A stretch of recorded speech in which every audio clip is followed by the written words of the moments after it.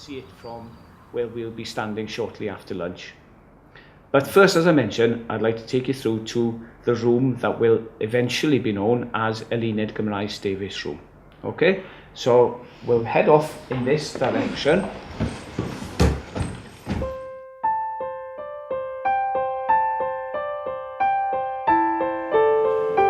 Well, you can see directly opposite a place that's called Hafan at the moment, but that will be the Llgc Gymraes Davies room. So come through.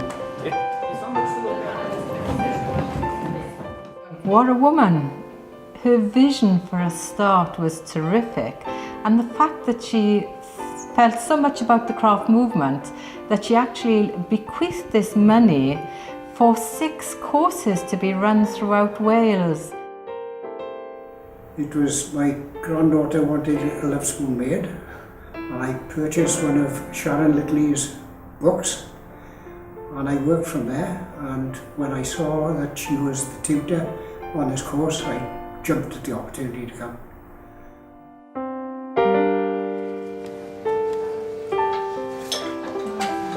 You'll see during our walk around the library that we make a great deal of use of boxes, and they're not just any old boxes, they're made out of conservation card, special card, so that they preserve the items that are stored within. He'll show us how they create some of those boxes.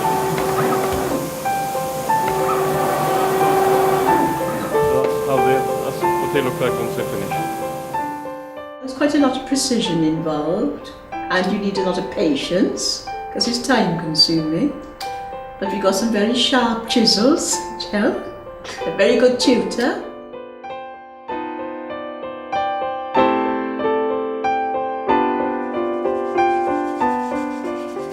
There were about 7 people on the course initially, of which 1 person had done some love spoon carving, but that's all, and somebody else had a little bit more experience, but everybody else was absolute beginners. I'm working on the Hoover factory logo, but that's long since gone, isn't it, you know, from Merthyr, unfortunately, because they used to employ about 5,000 people there, you know. In fact, we used to call it Hooverville, you know.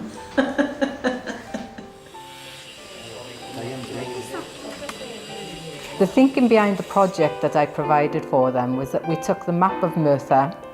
It was divided into districts, so onto each of those districts I managed to find something that was relatively simple in terms of what could be done in the time available, and therefore each person then carved something to represent that history within the Merthyr County Borough Council area.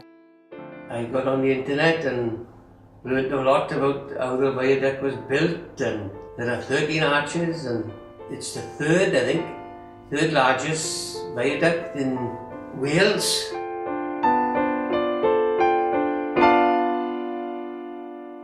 In the reading room, a member of staff will come to these areas, because remember they're restricted to only members of staff.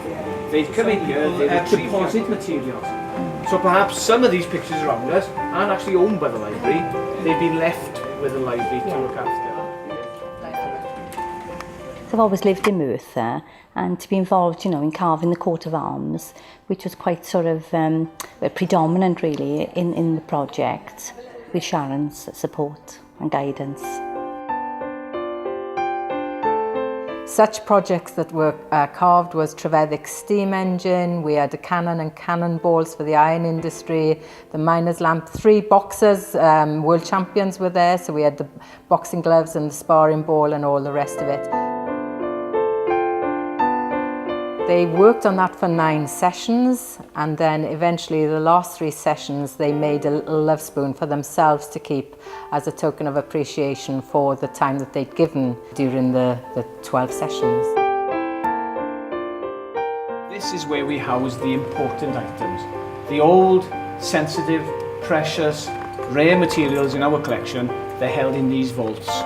If smoke was detected inside the cell, CO2 gas, can you see the stickers on the cells, on the doors around you? That's pumped in, that gets rid of the oxygen and puts out the fire.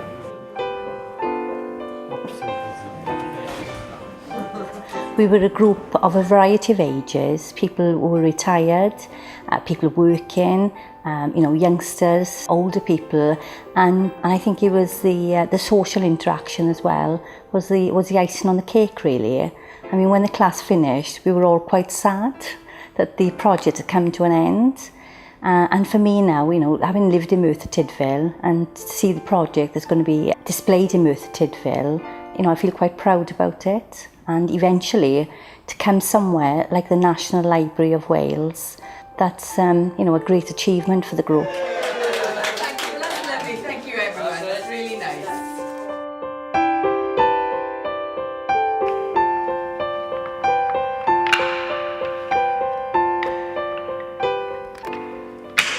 What I find about carving and woodworking in particular, that it's very therapeutic.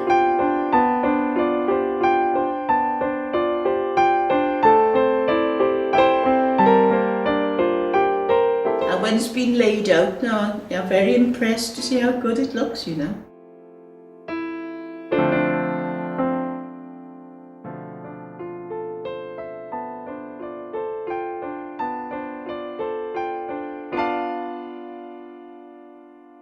Didn't cost me a penny, and I have really enjoyed it.